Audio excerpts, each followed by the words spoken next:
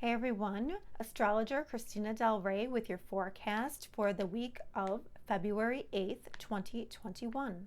Huge news this week is the stellium of 6 planets in Aquarius. This has not happened since February of 1962.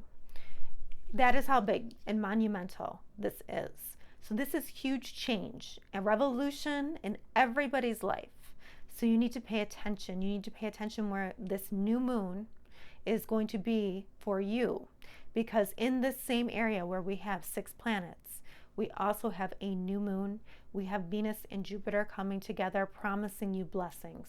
We have the sun, we have Mercury, we have Venus, we have the moon, we have Jupiter, and we have Saturn, all in the same part of the sky. So this is called a stellium, and stelliums are accelerators. It's like a lot of energy in one area so that you can awaken, that you can be free, that you can make changes. This is a revolution in everybody's life. So it's really important to be mindful, and it's really important to pay attention. This month is pivotal in 2021. So the high vibration of Aquarius is about equality and future, compassion for all, equal rights for everyone.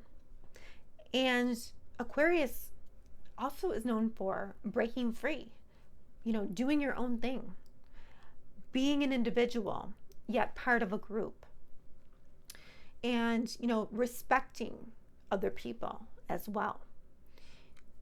That's the higher vibration. So the more negative, lower vibration of Aquarius can be being disconnected from your emotions, being too detached, being absent-minded because you're so focused inward, avoidance of your feelings. These are all negative Aquarian traits. And with this stellium, we all have to be really mindful to go towards the higher vibration so that we can break free of what's holding us back. Everybody has something holding them back. You have to figure out what that is in the area of the chart that this is happening for you, and embrace it. Don't fight it. It'll be really hard if you fight it. Okay, let's see where all of this action is in your chart. Hello, Aquarius and Aquarius rising. So huge, monumental week for you. I think I've been saying that every week, but this is very special. For you, this is a complete and total revolution of identity. Now, everybody has a new revolution going on in their chart, but for you, you have an extra revolution practically on your whole life. So no pressure, right? On Monday, we have the sun coming together with Mercury. Okay, this is all happening in the first house. The first house is, who am I? What do I identify myself with? How do I identify myself? So new beginnings all over. Healing new beginnings as well, but definitely shakeups. On Monday, when we have the sun coming together with Mercury, you're going to relook at something and sort of have an aha moment. You're going to be like, oh, I never saw it that way. Likely has to do with a relationship, or something about yourself that you didn't see before, but you're seeing it through the eyes of another. And on Wednesday, Mercury is going to square with Mars. So, there is likely going to be some kind of communication in the home area that perhaps, you're making a move on some kind of, something that you have to communicate. You have to rethink. You have to redo. And there's a communication on your values and your home and how those values are changing. Also, on Friday, Mercury meets with Venus, and it's likely that you are communicating your values, or you are communicating or rethinking even your values, in your life. Rethinking money. Venus can be money too, and relationships, so you can be rethinking relationships and looking at your blessings in a whole new way. But really the big news is that new moon on Thursday, where, you set your life in motion.